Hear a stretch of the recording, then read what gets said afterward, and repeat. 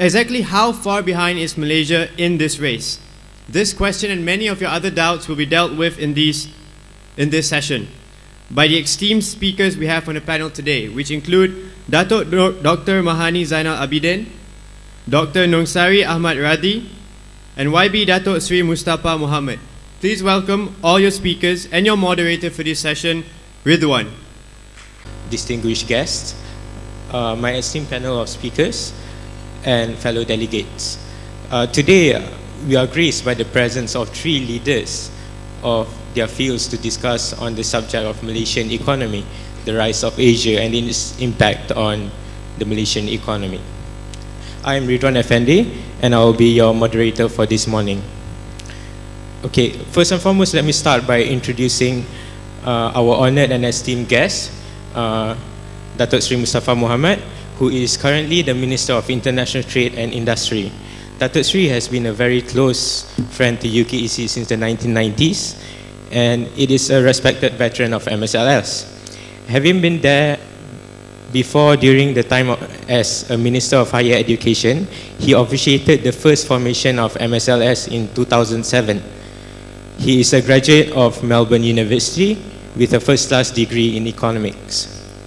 Our next guest is Dr. Nungsari. He has been an Executive Director of Khazanah Research and Investment Strategy since 2007. In the past 25 years, he has been an academic, an MP, a consultant, policy advocate, and even a columnist. Dr. Nungsari is trained in economics and mathematics and holds a PhD from the Granite School of Management, Purdue University. Last but not least, let me introduce to you Dr. Mahani Zainal Abidin. She is the current Chief Executive of the Institute of Strategic and International Studies, Malaysia. Doctor is a member of International Steering Committee for Pacific Trade Development since 2007, and also is the Deputy President for the Malaysian Economic Association. She published a book titled Rewriting Rules, the Malaysian Crisis Management Model in 2002. Dr. Mahani holds a PhD in Development Economics from the University of London. Without further ado, I would like to invite our Minister of International Trade and Industry, Dato Sri Mustapa, to deliver his opening address. Dato Sri. Assalamualaikum warahmatullahi wabarakatuh. Salam satu Malaysia, saudara Rizwan, saya Syawal, President of UKC, panel members, Dr. Mahani and Dr. Nungsari. One is a mathematician, another is a statistician. Dr. Nungsari is a mathematician, Dr. Mahani is a statistician. I'm a politician, so all shun. Jadi terima kasih banyaklah kerana beri peluang untuk saya untuk bersama pada hari ini. Thank you Syawal for inviting me once again. As mentioned by Rizwan, I was very much part of this process. 2007, I was one of the people involved in facilitating one Firdaus then to organize the first ever summit, and I'm very happy that this has grown from strength to strength, and today it's the 6th summit, and inshallah next year with perhaps an even better and bigger summit. The topic given to the three of us today is the rise of Asia and how this is having an impact on our country, Malaysia. I'll give some introduction, and my other two colleagues will further elaborate. That Dr. Nungsari has been a colleague of mine for many years as a member of Parliament. He was formerly a member of Parliament. He's from Balik Pulau. Anyone from Penang? Okay. Anyone from Balik Pulau? Okay. And Dr. Mahani used to work together with me, the National Economic Council, and also in the Ministry of Higher Education. And he's from Johor. Johor? Okay, quite a few, not too many. Kelantan? Okay, I'll see you after this. Thank you. So what I'll do is to give some background as to where we are, and then my other two colleagues will further elaborate. And of course, what's important is the Q&A, which will ensue after this. So let me begin by sharing with you.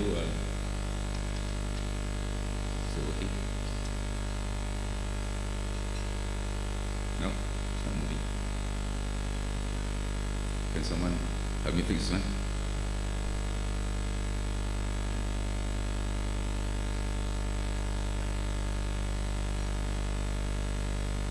Thank you.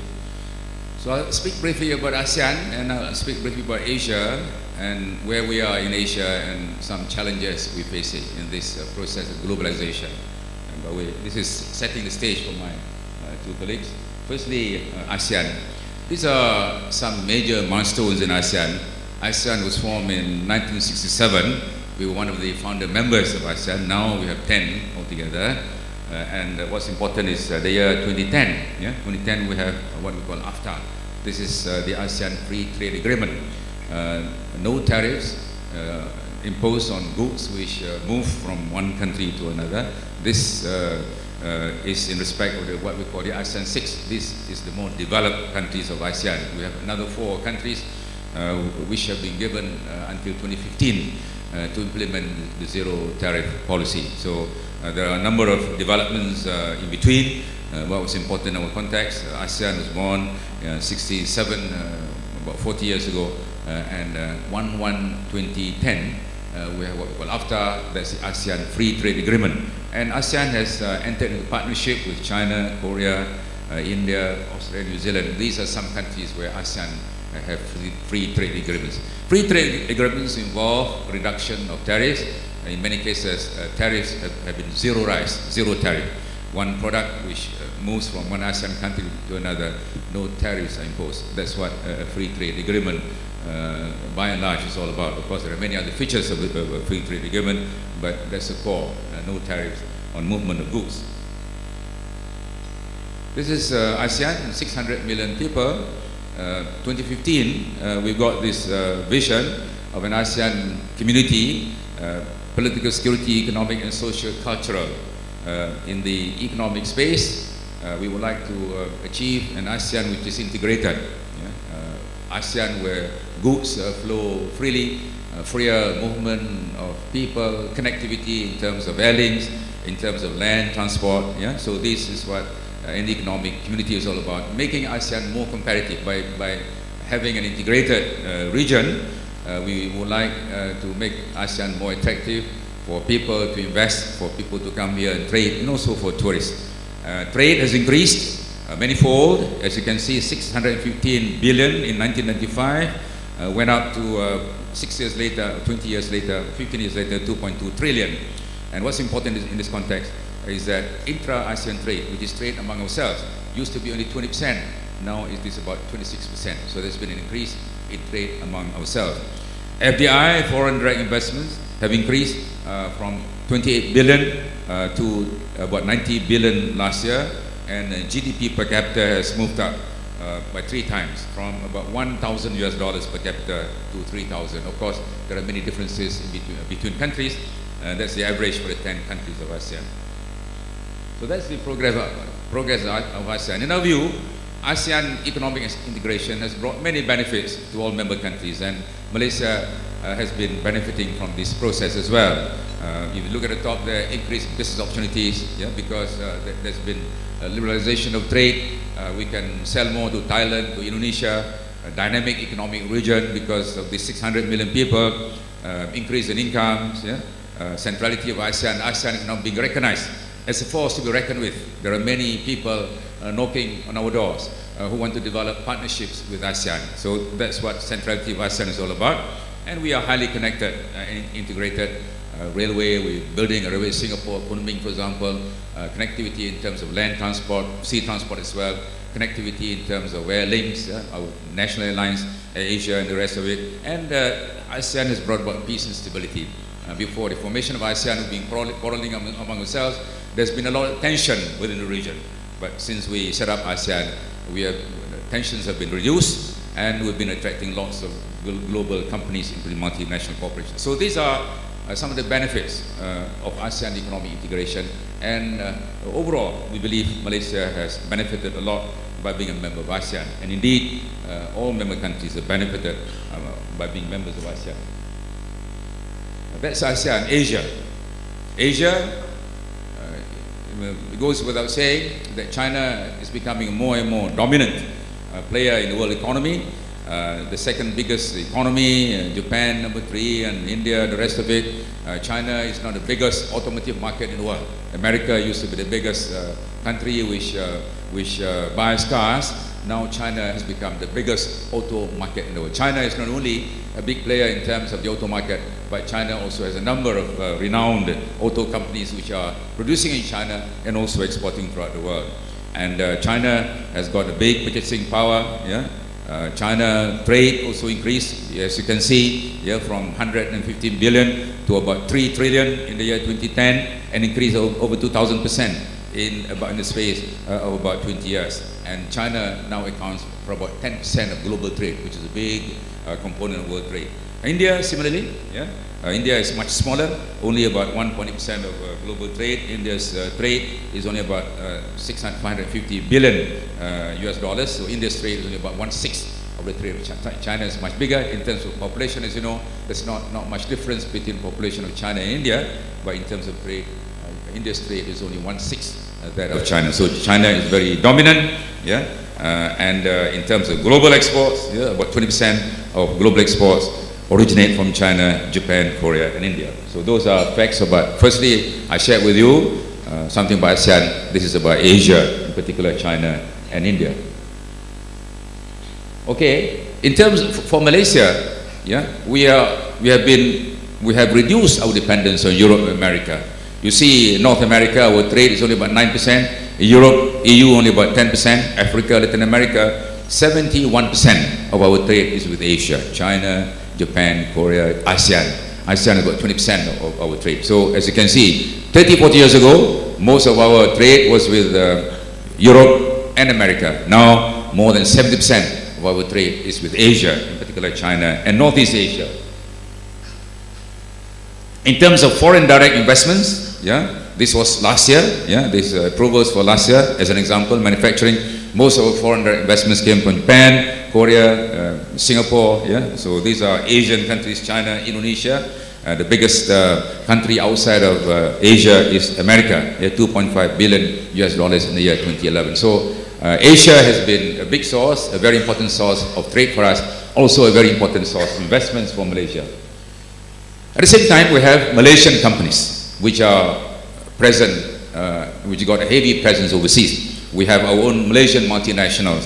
Petronas is the biggest and most outstanding multinational that we have. We have Sime Darby, we have Khazanah. Recently, Khazanah put together a deal which results in IHH being listed in a few weeks' time. It's going to be the second biggest hospital provider in the world. Yeah, Khazanah has now through its hospital holdings in Apollo in India, Acibadem in Turkey, in Singapore, and in Brunei and other places, IHH is going to be the second biggest hospital provider in the world, and this company is going to be listed. So we are becoming multinational, very global. Petronas has been global for some time. Khazanah in the last 5 years in particular has been more and more aggressive. Sime Darby, which is part of the PNB group, CIMB, which is part of the Khazanah group, is in almost every country in ASEAN. CIMB is in Singapore, in Thailand, in the Philippines, yeah, in Indonesia, of course. Maybank is in Indonesia. So our banks are represented overseas, and you see Asia, this is a company which has spread its wings to many parts of Asia. So we have multinationals in Malaysia, and we have a number of Malaysian companies which have gone out to invest, and Petronas is our best example of a Malaysian multinational company which has done very well. So this is, again, another benefit of integration, another benefit of globalization. We have not only people coming to invest and doing trade with Malaysia, we have people coming here as tourists. We also have Malaysian companies seeking and exploiting opportunities abroad. And this, in turn, will bring benefits to our country, Malaysia. So this is Malaysia overseas, and we have some examples here in Qatar. Yeah, some of our companies are building, for example, one of the runways in Qatar was built by a Malaysian company. Turkmenistan, we have oil and gas, Oman, Kazakhstan, Indonesia, of course, plantation and banks. So Malaysia is quite strongly represented in many parts of the world, mainly in Asia. So these are some other examples. UAE, Turkey, Brunei. Yeah. Okay, next I would like to spend a few minutes on the benefits and challenges we're facing from this process of integration and globalization. Firstly, Of course, it offers us opportunities for investments. Our companies are going out. Yeah, there are opportunities for Malaysian companies to go to Thailand, to Indonesia. Secondly, we are less dependent on America and EU now. So this is another benefit for us. We're not as dependent. I mean, now we have the European financial crisis. Has some impact on us, but the impact is quite minimal at this point in time. And wealth and job creation, bigger market for our companies, inflows of FDIs, access to technology, innovative projects. These are some. I mean, by no means exhaustive. I'm just sharing with you the benefits of this process of integration. Malaysia being integrated into ASEAN, into Asia, has brought a number of benefits, and these are some of them. They're by no means exhaustive. I'm just sharing with you some benefits which we have obtained from this process. Challenges, of course, for anything that you do, there are upsides and downsides. Yeah, you know, by our companies are going abroad. Yeah, they're being faced with sometimes opposition from the local population, the rise of economic nationalism. When times are difficult, when times are tough, the local population will probably demonstrate against Malaysian companies. I mean, this is something that we have to deal with. Now we're reducing dependence on US and EU. We're now more dependent on Asia. I mean, the word over-dependence there, I would like to take back. It's probably not very accurate, that word over-dependence, but we are dependent on Asia. 71% of our trade now is with Asia. China is about 13% of our trade. And we have competition. 20 years ago, China was a sleeping giant. China was a big country with very poor infrastructure, low growth prospects, but now we have to compete with China. China is sucking at least about $100 billion worth of FDIs every year. And China was nowhere on the radar map, on the screen 20 years ago. But now China is the biggest absorber, recipient of FDIs for the last about 10 years now. Foreign labor. And of course, some people say poor quality products coming into Malaysia, and it's becoming more and more difficult to retain talented people like you. I mean, the workforce, the labor force is now so mobile. You're working in Shanghai and Hong Kong and many other places, in Singapore, and it's becoming more challenging for us to retain talent. So those are some challenges which we have. And let me say a few words, a few more slides on Malaysian diaspora. This came from a study done by the World Bank in the year 2010, published in the year 2011, a very controversial study. We estimate there's about 1 million Malaysians staying overseas, in Singapore, Australia, UK, and many other parts of the world. These are some indicative numbers. I mean, you see Singapore 286,048, it's very precise. I don't mean to be precise. And this is 048, giving indication that we know exactly where they are. So, I mean, probably about 300,000 is a better approximation of the number of Malaysians in Singapore. So we have a large number of Malaysians overseas, not as large as the Filipinos or who else? Filipinos and Indians overseas, but we're quite large. So that's why we set up Talent Corporation.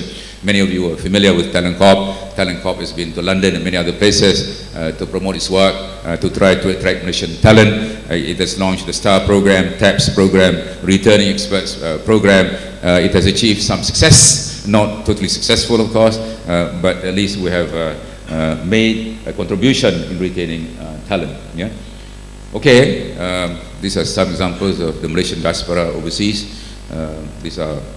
I'm sharing with you my engagement with some of you.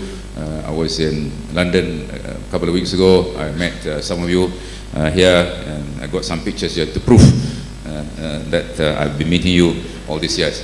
Every time I go out, I see you, and not only foreign universities. I was in Shah Alam in the morning near UiTM. This morning I was near UiTM, and lots of UiTM students there. So I was in Russia a few weeks ago, and at this very moment I've got 15 medical students from Russia in my house in Jali, doing a motivation course for 11, 12-year-olds. And in a few days' time, Shawal and his team are going to have the Charisma program in Jali. So who's going to Jali?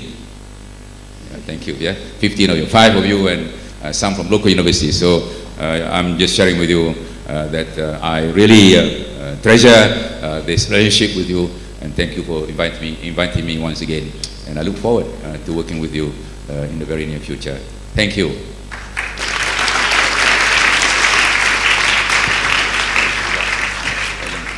Thank you, Dato Sri, for your insightful speech. Now I would like to invite Dr. Nungsari to deliver his opening address.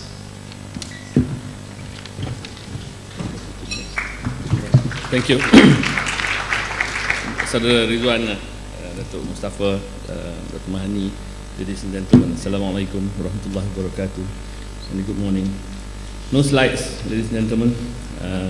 I follow my boss in many of the travels that I have been through my career, and Dato Mustapa has always been one of those at the intersection of my journey in my career. So Dato has already charted out the neighborhood that we lived in terms of ASEAN and also East Asia, and the prospects that everybody has been talking about in terms of the shift from west to east, the shift from west to south, the potential rise of China and India and all those things. Now, in light of the topic given to us, the impact of Asia's growth on the Malaysian economy, I think we know for a fact that what kind of neighborhood we live in. We know that Malaysia is an open economy, an interconnected one that is plugged into the global economy through trade flows, and that illustrated earlier, through capital flows as well. For someone like from Khazanah, we looked at not just trade flows but also the capital flows in terms of flows of capital. Mindful, and we should remember this, that we live in a country which is actually a surplus economy. Our current account is in surplus. That means there's lots of capital in Malaysia, and that's why, as Dato illustrated, that some of this capital has been going out in the region, in the world, putting them in investments and trying to get returns from those investments. We know that not just China, not just Asia, but anything that happens in the world will have an impact on us. So I would like to put on the table for this morning's discussion, not so much China or Asia, but to turn it around, because those would be the external, exogenous factors that's out there that have an impact on us. We'd rather flip the theme given to us the other way around and look at internal things, how do we endogenize domestically the external exogenous factors that is happening around us in Asia and also in Southeast Asia and indeed the world at large. So my proposition is we take it as given that externally you're going to have all these trends that's shaping opportunities but also presenting threats as well. But the question therefore becomes, how do we take advantage of those things? How do we position ourselves in a manner that is able to actually benefit from all these trends that's happening around us, whether it is the rise of China, India, or indeed the shift that we're seeing happening in the horizon in the next 50 or 100 years, whether urbanization, whether it is the change in demographics in the emerging markets. Most emerging markets have the same sort of demographics like Malaysia. Median age is about 25, 24, some 60, close to 60% of Malaysia's population is about your age and younger, and people on stage here, except for the chairman, represent a minority. So how do we take advantage, given our endowment, our geographical endowment and people endowment, to benefit from all these things and to define Malaysia's economic security in the future. Now, true to being an economist, let me just say, I don't know how many of you study economics, but in the earlier years, people would look at economics from a stock point of view. People say, the more population you have, the more you can do. The more labor you have, the more you can do. The more you use capital, the more growth you get. But in the late 80s, people actually looked at these endogenous growth models, and that's why I'm going to speak a bit about endogeneity. How do you endogenize some of these things that's happening outside in order to benefit domestically? The new growth models actually emphasizes not input, but productivity, not pure capital, but human capital. It emphasizes that the need to get efficiency and productivity to actually generate growth, and not not about doing more of the same things, but getting more by using the same amount of things. And what that does is actually, it requires us to be more productive. And what it calls for is it calls for us to be more innovative. I know you've heard this countless of times. It needs for us to be more creative. It needs for us to depend a lot more on capabilities rather than on doing more of the same thing. So the challenge for the country is actually we need to move beyond what we've done well in the past. You know, how do you can't increase the number of the hectareage of plantations in this country anymore, you know, by doing more palm oil. You can't depend on actually digging up more wells, and although these things have done well for us to find more gas or more petroleum in Malaysia, you have to figure out new things. And that's why even a house like Khazanah and go out there and try to figure out some of the new things. So we need to think in terms of, and you guys are part of that because you represent one of the factors in the production of the function of the economy to determine the kind of productivity and the kind of efficiency, the total factor productivity growth that the country is looking for. And that depends largely on knowledge. And the world is such that everything is mobile nowadays. While labor may not be mobile, but talent is mobile. Capital is clearly mobile. Part of the reason why we are undergoing the financial crisis that we went through and still going through is that capital is too mobile. Knowledge is certainly very, very, very mobile. But I would like, you know, that is, I think, the shift in thinking about not doing more of the same thing, but doing better things. Or at the very least, doing the same things in better ways. So that's productivity. But I would like to introduce also, because I had a chance, I can only read when I travel nowadays, and I read a book which is quite interesting last month. I was traveling by one political scientist, Robinson, and another economist, both from Harvard, wrote the book on why nations fail. It is not a negative story, it's actually a story of looking at the perennial problem in economics. Why some countries do well, why some countries fail. If you have some time, go look it up. I mean, this book by Robinson and Acemoglu on why nations fail. And it has an interesting thesis because it looked at the experience of colonial economies in the past, in North America, in South America, in Africa, in parts of Asia. Because the bloody colonialists, you know, whether they're British or Spanish or any one of those guys, one thing they've done well is they keep good records. So this guy has lots of empirical evidence to do its analysis. And lessons about, you know, 16th century, 17th century, 18th century remain true today. Because if you think in longer term, what we are witnessing today is, if you think of 500 years, we are, you know, 500 years ago, China and India were the largest economies in the world, and then it went on a decline. And then now you're seeing maybe we perhaps at the next 500 years to see the rise of China and India again.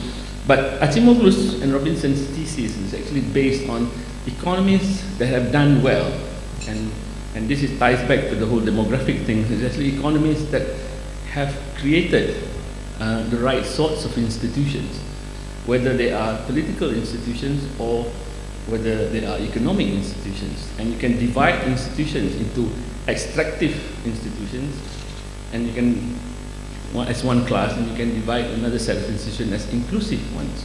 Now, quite clearly and obviously, the ones that have developed inclusive economic institutions and political institutions to support economics are the ones that are going to be able to take advantage of things, and internally as well as externally, in order to move forward.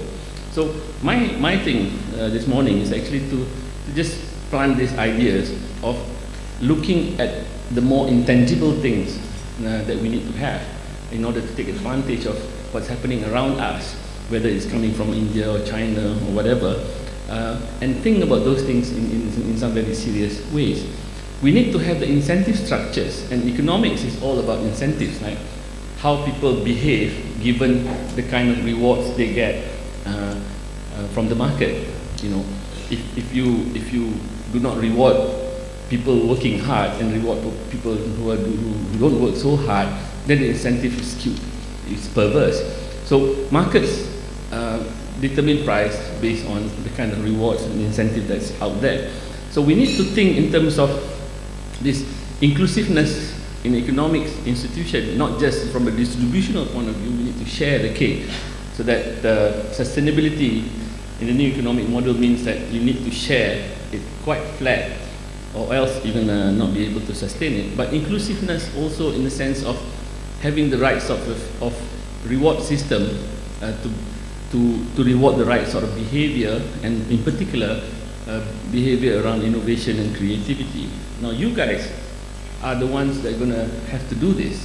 I'm sorry to you know, put that burden on you, because you will represent the supply side.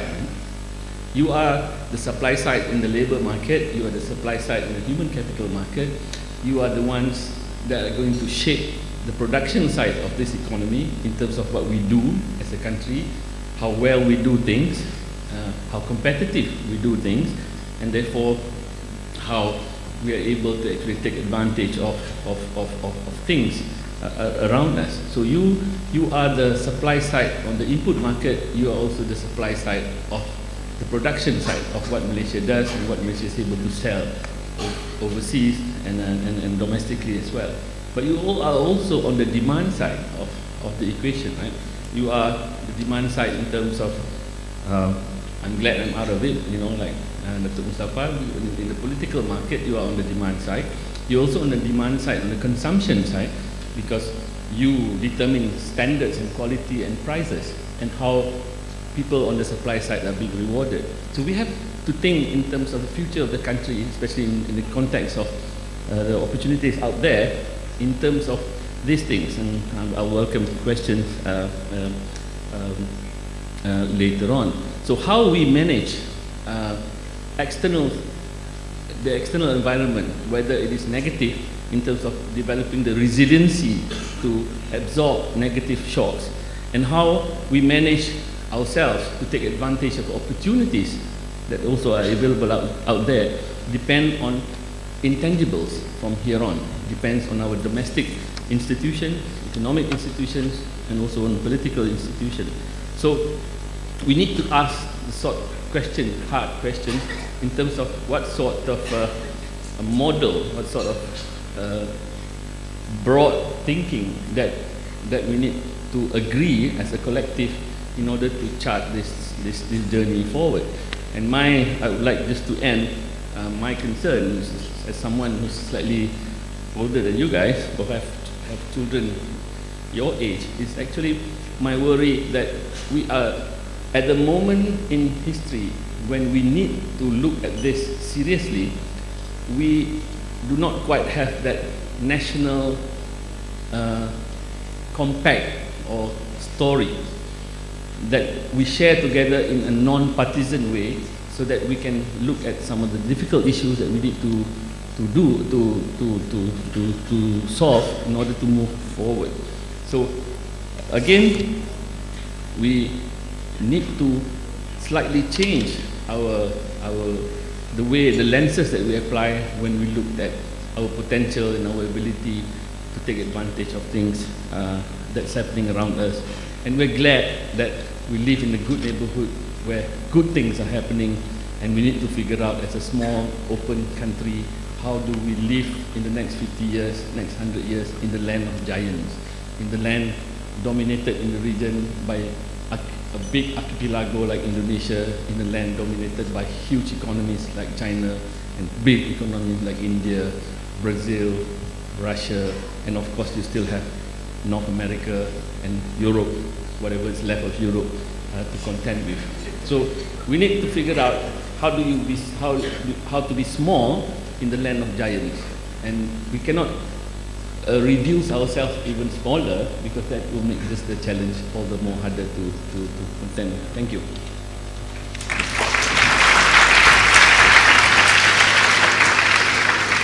Thank you, Doctor. I especially agree on what you said, what you mentioned about the reward system, whereby rewards are given based on work done. But then as you see in the investment banking industry, how all the investment bankers take home hundreds of millions of dollars every year in benefits, and that's one of the reasons why our financial system is in this situation right now. Okay, right now I'd like to invite Dato Dr. Mahani to deliver her opening address. Doctor?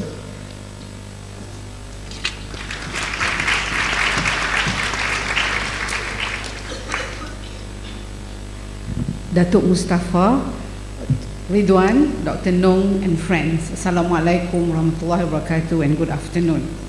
I am privileged here to be with Datuk Mustapa. As you know, Datuk Mustapa mentioned, he was my boss before. And also I'd like to remind you, he has first class degree in economics. So he's not only just a politician, but he's also, an economist. And I must tell you, working with Datuk Mustapa is very tough. I cannot catch up with him. He's always ahead in terms of amount of time he put in terms of ideas. So those of you who wants to work with Datuk Mustapa, I warn you, you have to work harder and sleep less than Datuk. What I'm going to say is to complement what both Datuk Mustapa and Dr. Nong has said. But I want to focus on certain things. But let me start with this. You mentioned about China and India developing and growing big. But I think we have to remember there are many other countries in Asia that is transforming and growing and going to be giants. Indonesia, look at Myanmar, Korea. So our concern is not just India and China, and there are many other countries as well. And some of these countries have scale on their side. Indonesia is big, population of 200 plus million. Myanmar has 60 million. Thailand has 70 million. Philippines is going to be 100 million. So in comparison, Malaysia is very small. So when we look at this, we have to ask ourselves, where is our place in Asia? And in order to do that, we have to look at, what is our strength and how are we going to do that? This rise in Asia, I have a lot of implication on Malaysia, and I just want to focus not just by country, but some of the cross-cutting issues that is happening in Asia. One, the technological absorption, innovation, and entrepreneurship in Asia is growing very fast. If you talk about Malaysia, this issue, you look at entrepreneurship, you look at technology development in absorption in Korea and in China and many other countries. So this is the first underlying thing. All Asian countries, particularly East Asian countries, are absorbing, developing technology and innovation. The second underlying feature, most of these countries are open to competition, to trade and investment. Those countries that are before centrally controlled economies are transforming into market-based economy. You look what happened to Vietnam and now what's happening in Myanmar. So all of them are going to converge to have a system like we have, that is a market economy. And with it has many implications. The third underlying development. All these countries are attracting capital, both financial, we talk about FDI and everything, as well as they're investing in physical capital. They're all building infrastructure. If you look at all these countries, have good airports, they're building roads, they're building bridges and airports. So these are, we talk about excellent infrastructure in Malaysia, but you should go to some of these countries, particularly like China. They are building all the infrastructure very fast. The fourth one, all these countries are working to deepen and improve the quality of their workforce in terms of skill and knowledge and expertise. So we are not the only one who talk about education, attracting talent. All these countries are also doing the same. The other one is urbanization. Currently, you know, before when we had our independence, 70% of our population live in the rural areas. Now, 70% is living in towns, in urban areas. And this is happening in all the countries. And the final one, the underlying, all these countries want to have access to natural resources and energy. Now, what is the implication in Malaysia and what we should do about it? Of course, the first one is to continue to be an open economy and to be a competitive economy. Dato have explained many of the things that government is doing before and now and looking at the future. One of the most important thing that we have to do now, we cannot just be an exporter of assembly goods. We have to maintain our position in the regional supply chain. If we do not have the expertise and the competitiveness, we'll be kicked out from this regional supply chain and we cannot export. So then we can export only palm oil. So if we want to export E&E and other manufacturing products, we have to maintain our position in the regional and even the global supply chain. So in a way, what the government is doing, and I think is laudable, the government has done many of the free trade agreements. And this is not only for me to increase our trade, but also to make Malaysia's economy competitive, because this FTA have to make Malaysia transform the way our economy. We have to be open, we have to look at rules and regulation that is compatible with the global system. The second one, investment. And we talk about it. I think when we look at investment, sometimes I think we are stuck in the old mindset. We only look at FDI, we only receive investment. We are exporter of capital. Therefore, we have to go out and get the best return to our capital. But what is most important also is we have to encourage and increase investment in our domestic economy. If we don't invest in the domestic economy, we cannot grow. How do we do that? We cannot just rely on FDI. We also have to get domestic companies to invest in Malaysia. And the other part is on the implication. As Asia grow, as Malaysia grow, we are going to face with an economy with higher prices.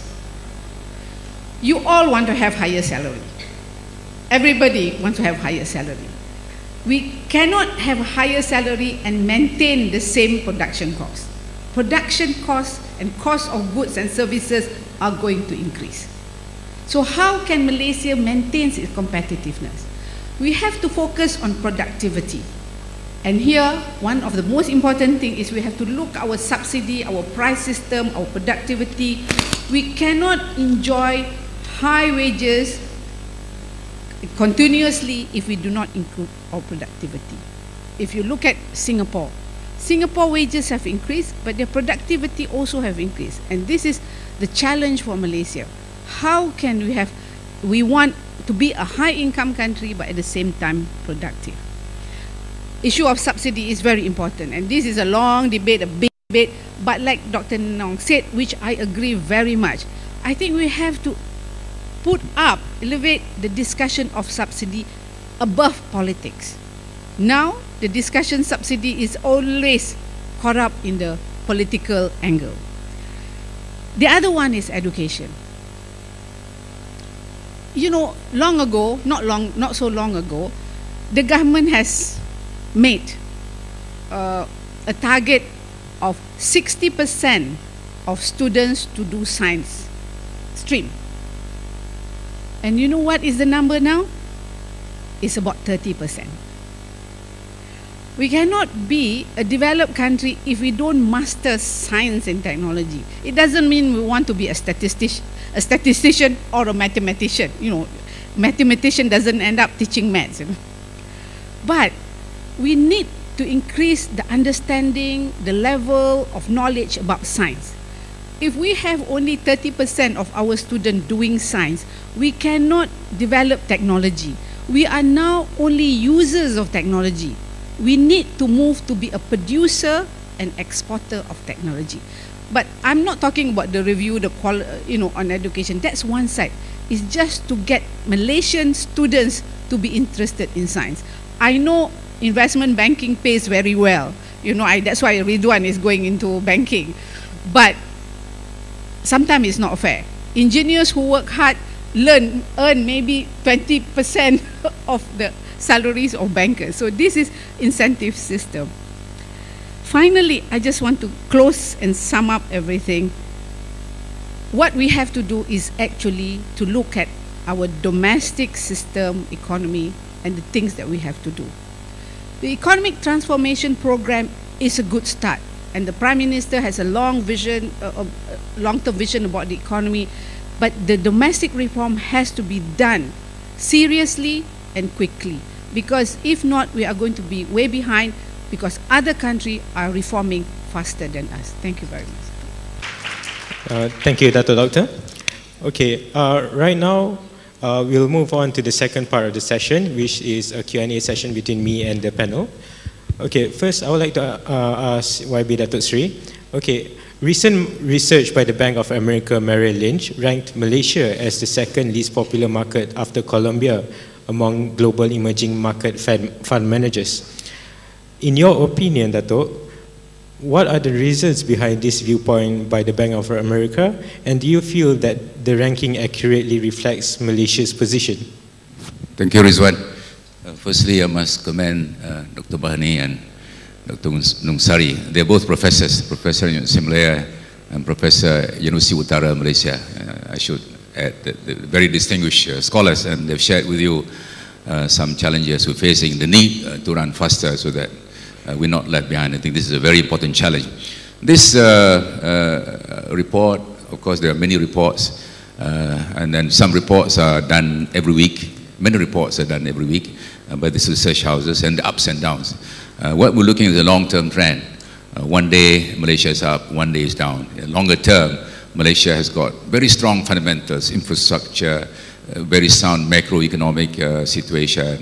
So what I'm saying is that one has got to be very careful in reading these reports, yeah, because there are reports which are done in a week, yeah, and it's true that particular week Malaysia does not perform as well, but next week Malaysia rebounds.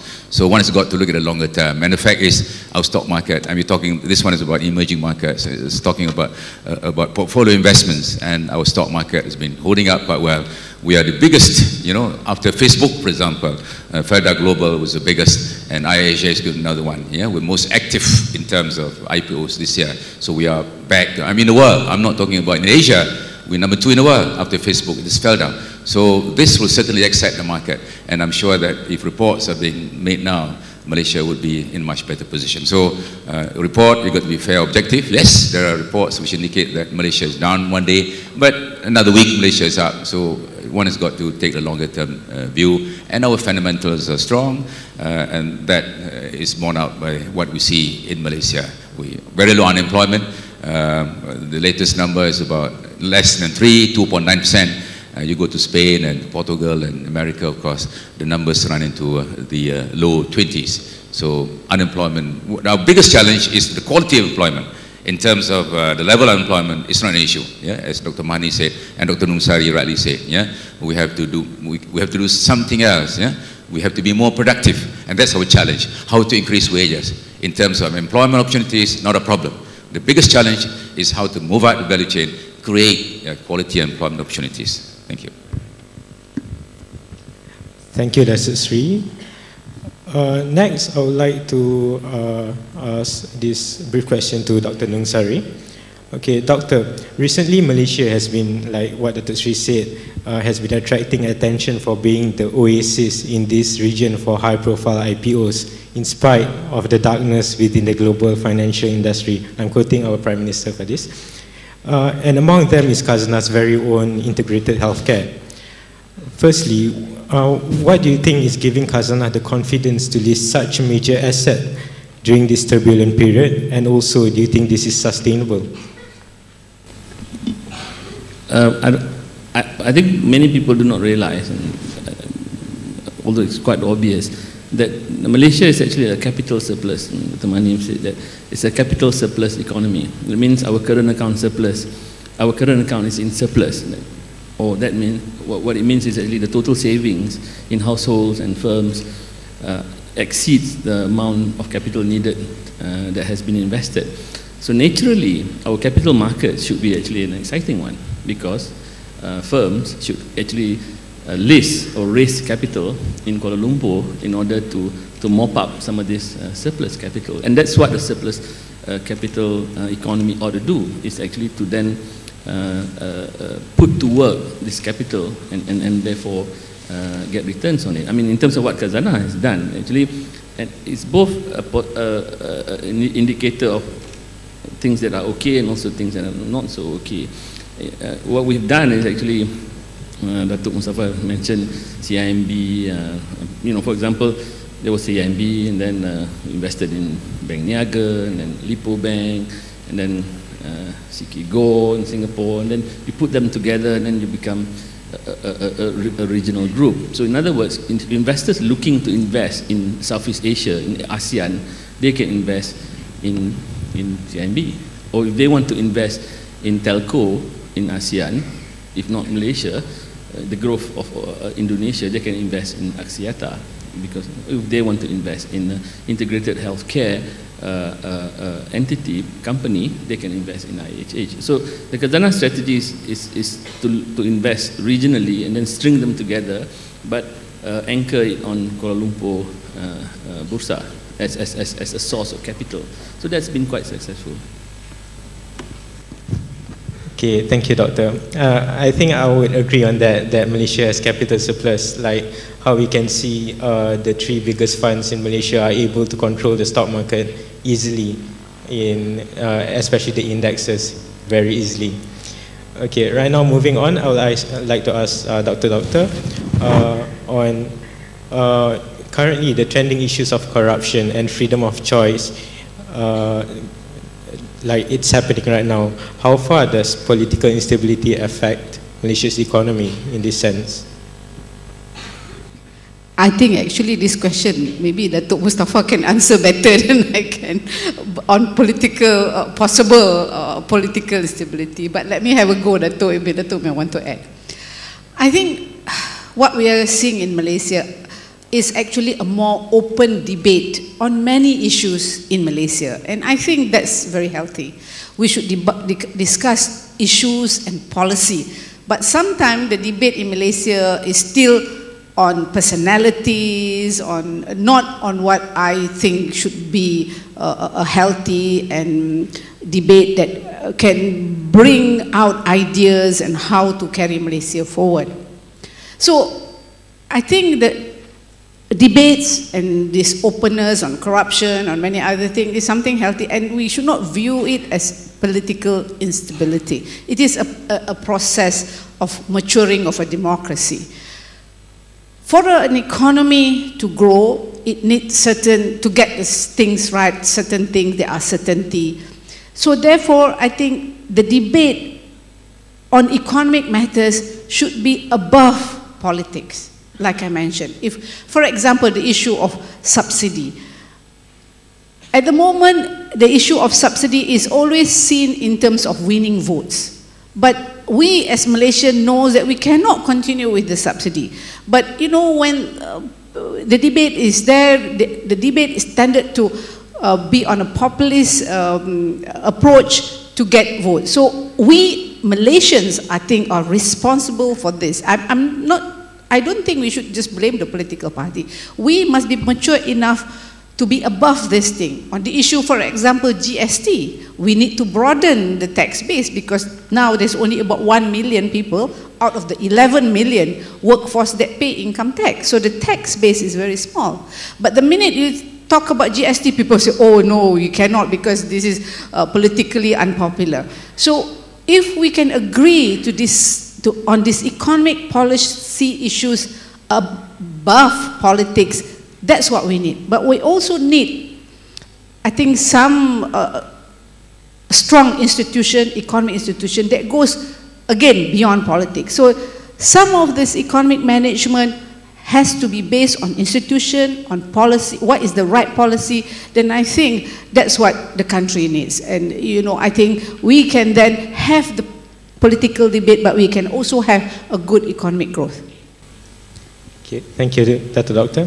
Yeah, I agree on the point saying that Malaysians, I think we are in denial because we want cheap fuel, we want cheap cost of living, but at the same time we don't want to pay our taxes. So it's like the government has to fork out everything, and which is, I feel that is unfair to the government.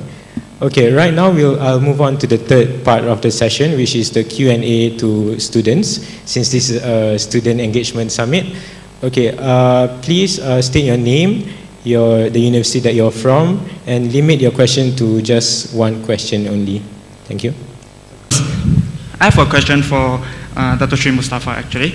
Dato Sri, I'm actually quite confused when it comes to Malaysian role in ASEAN, where on one hand, we commit ourselves in ASEAN Charter 08, we commit ourselves to work towards the ASEAN Committee by 2015, especially in the Ministry of Trade roles in the economic community. But on the other hand, when it comes to engage with the European Union, we seem to be more in favor to engage them as a nation than as a regional entity, ASEAN, when it comes to negotiating a EU-ASEAN FTA. So what is Malaysian foreign policy when it comes to ASEAN, when it comes to foreign trade?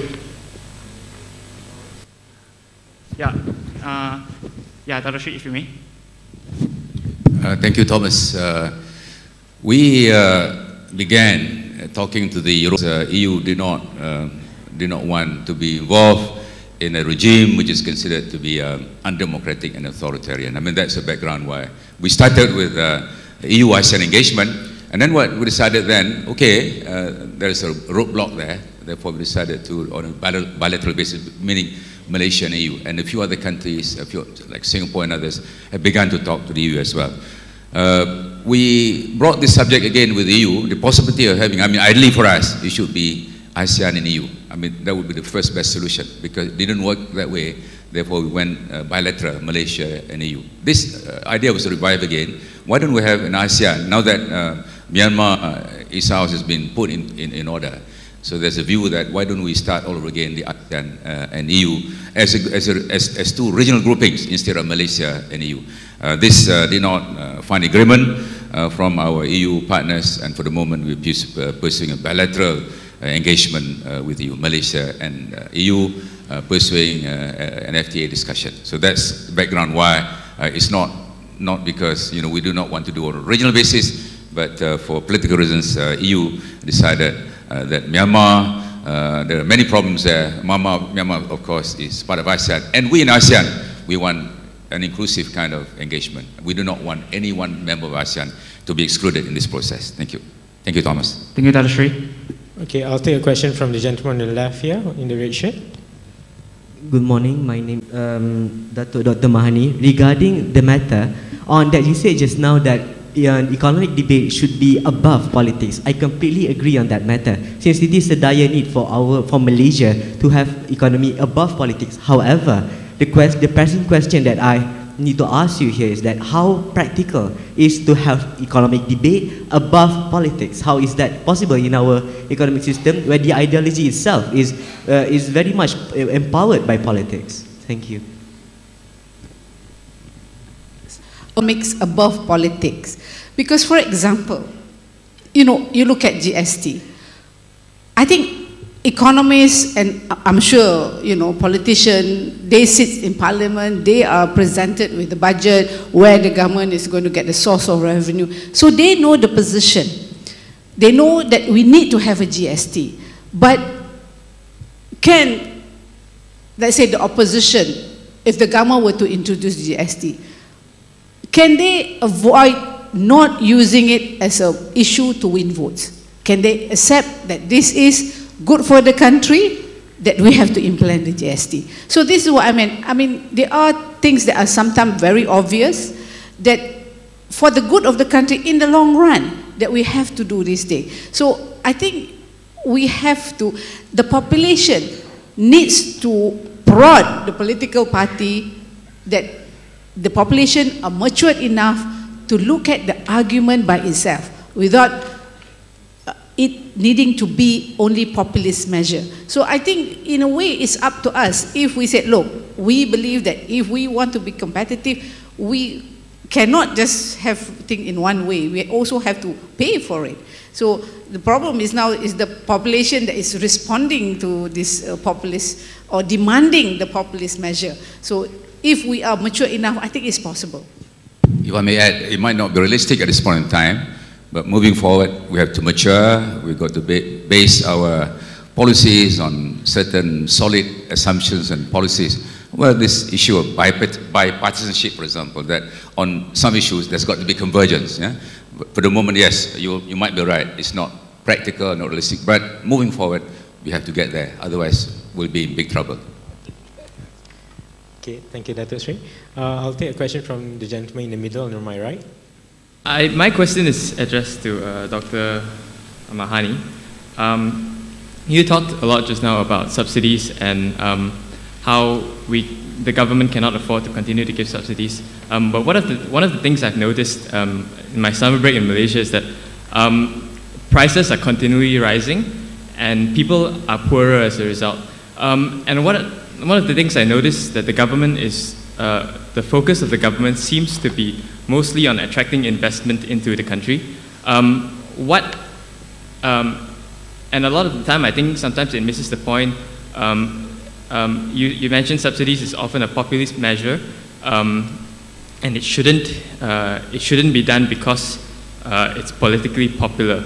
But also, so what can you illuminate further on your suggestion that subsidies should eventually be removed, and how,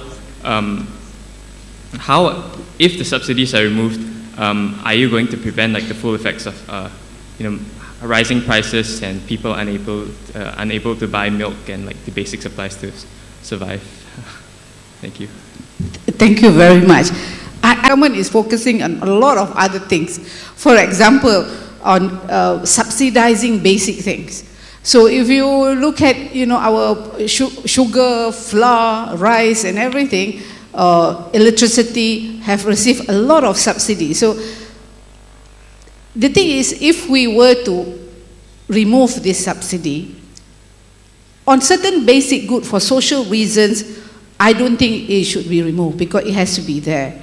But on other subsidies that we can actually trim down, this is not even the question of total removal. This is a question of even trimming down.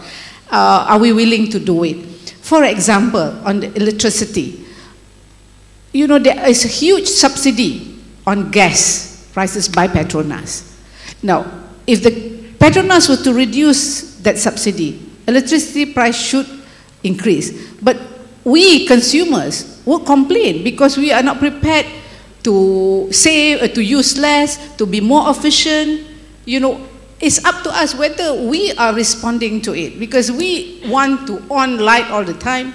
Water, for example, we want to wash water wash car with clean water.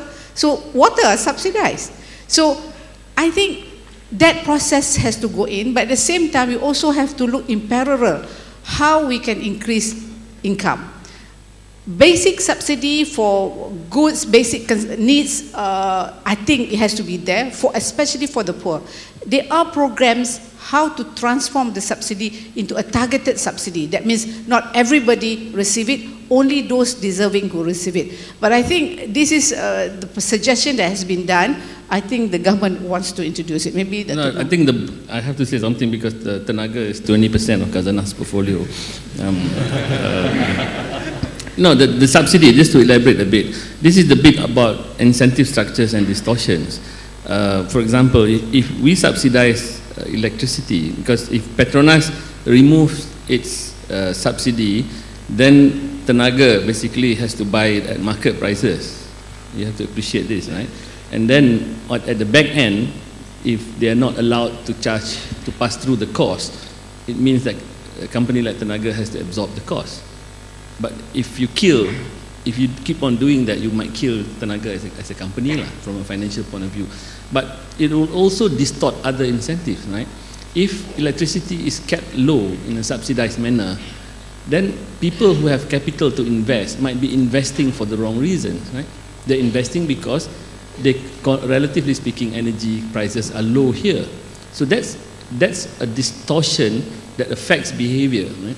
If we keep on subsidizing pump prices, minyak dekat station minyak, where's the sustainability is coming from?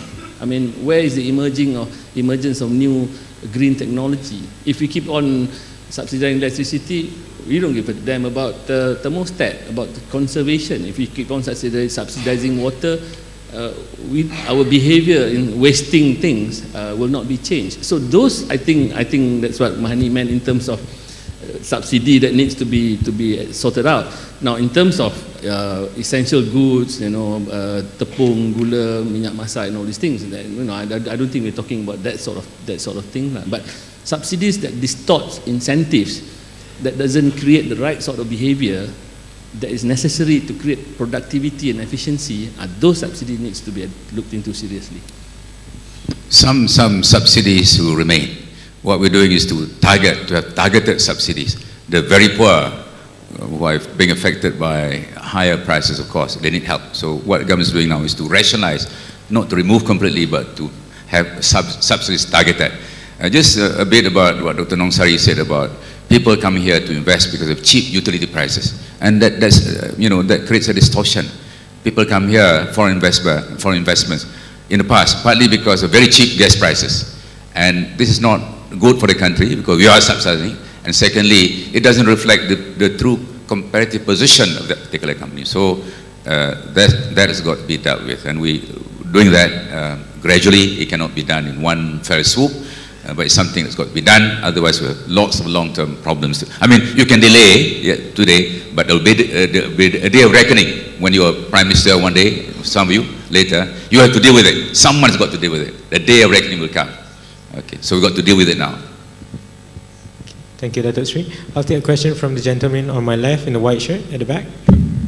The government actually realizes that it can't overly rely on just Talent Corp to rope out Malaysian overseas back. There has to be an honest, brave even, but it has to be a shift in policy reform to begin with to actually give an incentive for our Malaysians to want to stay in this country. So a bit of comments is, probably would make sense for Dato Sri Mustapa to share his thoughts since it's in the government.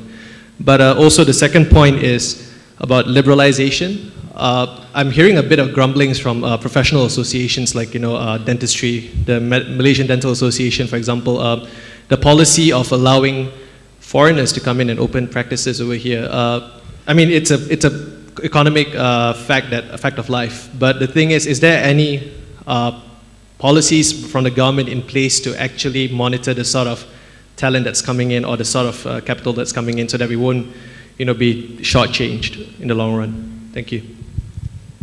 Thank you, Aaron. I'll get my two colleagues to respond to the second. It's a facilitator.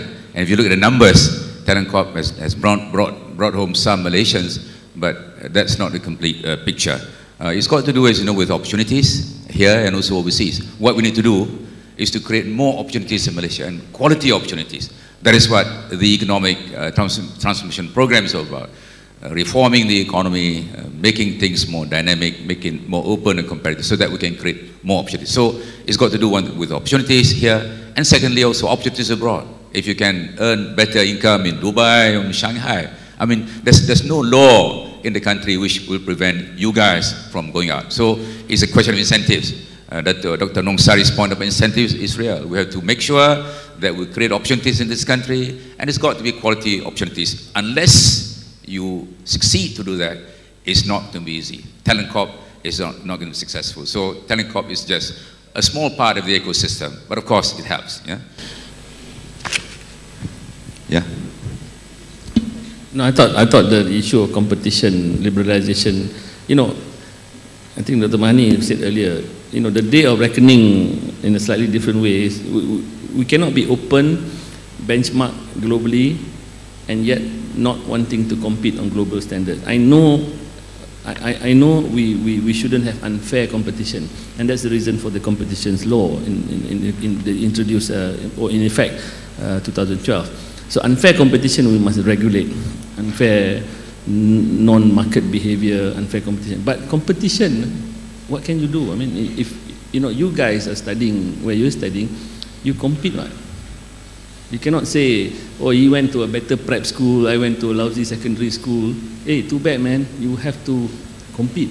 And this is the kind of mindset that we need to have. I mean, if you want to be a professional or whatever, you have to compete against the global talent, actually, to be honest. We're not competing, you guys are not competing among Malaysians, because firms in Malaysia will just say, look, I have 3 positions to fill, I need to fill them up, I'll get the best people that I can fill. I mean, adalah, you know, because we're Malaysian and all these things, but if the young have to think in terms of, I'm competing against the global talent pool, and I have to be a global talent myself. So that's the sort of attitude I think that we need to have. Can I add? I think any professions have their own code of conduct and qualifying exam. So if I think a foreign dentist can meet those standards, I think why not? Why should we protect the professionals and they can charge us a high price? I think if there are other people who can meet the standard and charge low price, it's good for us, isn't it? I think this issue about protection has got to do with producer and consumer.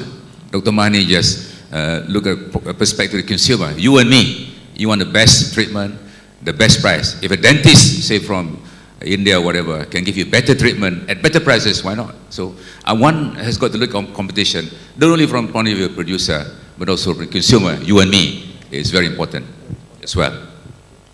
Okay, I'll take a question from the gentleman on my right here, the first guy.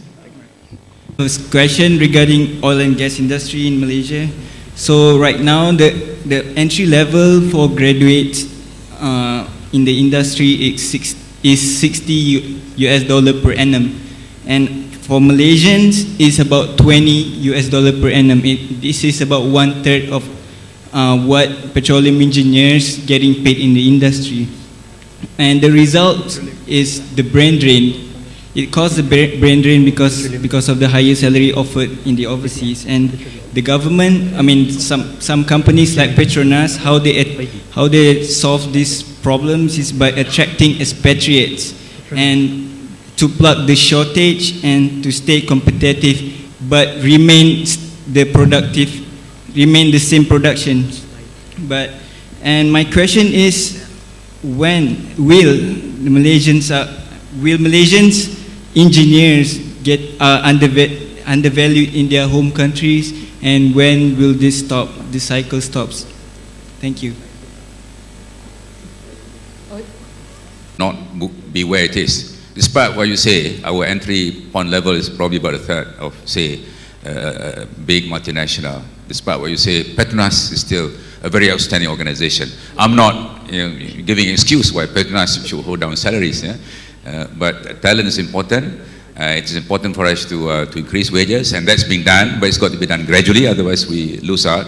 But it is not just about salaries. Yeah? It's also about opportunities, promotion, fairness, meritocracy. It's about your family. Some people would like to, I mean, and wages being paid by other countries. This is an issue, and this is one reason why we've been experiencing brain drain. Having said that, we are happy to see Petronas doing well, despite the big differential. As I say, that's not an excuse for Petronas to hold down wages, but I know that management of Petronas and the government as a whole is looking at these things to make sure that we are competitive. Okay, I'll take a question from the gentleman on my left, the second. Mike? Dato, Dr. Mahani. The question is number 1. At the current stage, what is our competitive advantage? As you mentioned just now, that the other countries, rivals, are doing the same thing as they are fighting for their economic development. So, do we able to compete with them since we have the very serious brain drain problems? What are the winning chips are we holding now? And second, do we need to revise our new economy policy in terms of the subsidies allocations, the quotas allocations? That's all. Thank you. Okay, I think if I want to, Malaysia have many competitive advantage, but the thing is we need to work and improve on it. That includes, I think, our human capital, we have excellent infrastructure, we have institutions, we have policy, there are many things. But the point is, I just want to answer short, we cannot stand still. We have to improve because everybody is improving. So that's the point, because we have good things, but we have to improve. On the issue of NEP, if you look at NEP itself, first, on reducing poverty, I think that is good for everybody. The country has actually benefited from this NEP because the masses, the poor people has been, their life has been improved, and they are become middle class, and they make Malaysia, vibrant and strong because of education, because of growth. On quota, I think now there is no quota to university already. They have already changed. I think, now they have a base on meritocracy for the IPTAs. So I don't know which quota that you mean for university because it has been abolished already. And I think there are also long debates about it, but I think NEP is good. What we need to improve are some of the mechanism of NEP, and that is also being done. There are many of the measures to improve this, to, I guess, stop the abuses and all these things. So I think, in general, I think Malaysia has benefited from NEP. Of course, it can be improved. Thank you, Dr. Doctor. I think I'll take the last question from the lady on my right at the back. Region, well, how is it that we are going to maintain a healthy economic growth parallel with efforts of servicing our government debt, which is about 53% of our GDP, concurrently, and what are the challenges that we face while doing that? Thank you. West, definitely a mark of any civilization is actually its mastery or control over knowledge, and quite clearly the West has not lost that yet. They're going through some problems, and it's also simplistic to characterize or to take for granted that the economies in the East will actually continuously on a sustained basis grow on this present trajectory. So that dichotomy, I think is not quite accurate. But more to your question on the what do we need to do and the level of preparedness and all this stuff, I thought that was I think some of the stuff that the panel was trying to address. But you raised an issue, I think, whether it's a side issue or what, is actually the level of debt, the level of public debt at 55. What you mentioned that 55%. I am actually, because I don't want to answer a question on public finance, Dato Mustapa answered, but I'm actually raising one question. Not so much that is true, it's a fact. What is worrying me actually is the household debt, rather than, I'll leave aside the government debt, but household debt. Household debt in this country is actually about 70% of GDP. It's much higher than the government's debt, and household debt is what is concerned. I mean, that's why I'm less bullish on domestic sources of growth that is based on consumption, because the level of household debt is already quite high. So hence the need to focus the other side of the equation, which is actually income, and then you need to raise household income in order to address the household debt issue. And in order to address the household income, then we come back to the whole issue that I was trying to articulate, maybe not too clearly, on the issue of productivity and issue of, you can't have I think Dr. Mahani was also saying you can't have higher wages, higher income without the commensurate productivity. So think about household debt as a problem because it's already 77% of GDP, and a lot of households that maybe below 3,000 ringgit per year, 3,000 ringgit per month are really in debt, you know, spending credit card lah, beli kereta lah and all this stuff. So that is a worry, and therefore we have to look at the flip side of it, which is actually the income side, and therefore the human capital side and the productivity side.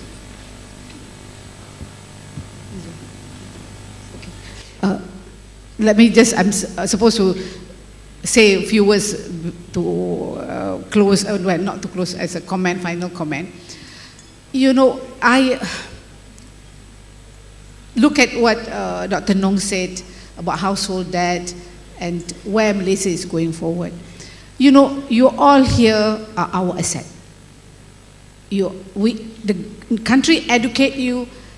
You are the one who holds the future of Malaysia, because it's not just about being educated. What are you going to do with the knowledge that you have? You cannot just demand high salary. You must be productive enough to earn that high salary. So you cannot dictate, oh, I should receive this salary. People are going to ask you, why do you think you deserve that salary?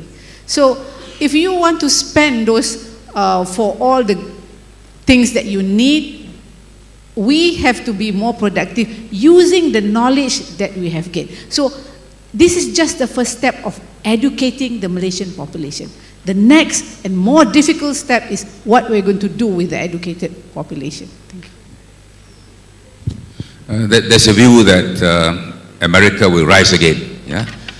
Yes, now China is on the rise, yeah? Korea, but there's a view in America because of technology, the universities and entrepreneurship. One day America might re-establish its preeminence in the world. That's a view. Yeah? Anyway, as Dr. Nungsari said, it's too premature to predict the demise of the West. What we need to do is we have to do things even better. I think that's the key word. Yeah? We have to run faster. There are many challenges. All countries are facing challenges. We need courage, we need boldness, we need reforms. That's what we're doing. Yeah? Of course, debt is an issue. The fiscal deficit is an issue, and we have a program to reduce. We cannot reduce the level of debt or deficit overnight. It is a process, and that's what we're doing. We have a program to gradually reduce the fiscal deficit and debt, and inshallah we'll get there. But to do that, we need to be productive. To do that, we need to do things better. What's important is sustainable growth, yeah, green growth, yeah, sustainable deficit, sustainable environment. This is the issue now. And I agree with Dr. Mahani that we need talent, we need to increase productivity. You are the leaders of tomorrow. Yeah. Of course, the government can do so much, but the spirit of enterprise, entrepreneurship, the courage, these are the things that will drive Malaysia forward. So I urge you, yeah, to rise to the challenge. The government will provide the environment, but it's you guys, boys and girls, who will determine the future of this country. And we know that with the good education that you all have, we are in good hands. Yeah, we are in good hands. Malaysia has got good system of education, and we know what the challenges are. We know what needs to be done, and I urge all of you to work together as a team, among ourselves, with government and the private sector. We want Malaysia should unite and rise to the challenge and make sure that Malaysia remains in front. We do not want to be left behind. That's a challenge we'll face, and it is doable. It can be done. 2020, inshallah, will be a developed country. Terima kasih. Thank you, Dato Sri. Okay, I think to sum up from the three speakers, what we should learn from all this is that we have to be more competitive within, not only in our country, but also on the international level. And about on the topic of subsidies, I think we have to face the fact that the government will have to gradually reduce the subsidies in order to sustain the country to be better in the future. And more on brain drain, I think we all have to play our own role, like how Dr. Mahani said that we can't just be chasing the money here about salary.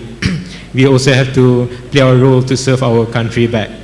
Okay, with that I conclude this session, and I would like to thank Dato Sri, Dr. Nungsari and Dr. Mahani for coming to this session. It was a pleasure of having you around here. Thank you. Assalamualaikum warahmatullahi wabarakatuh.